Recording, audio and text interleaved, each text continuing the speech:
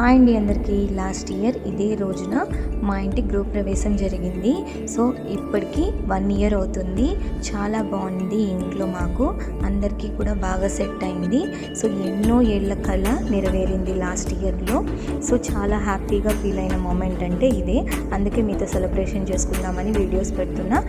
చూసి లైక్ చేయండి, కామెంట్ చేయండి, సబ్స్క్రైబ్ చేసుకోండి.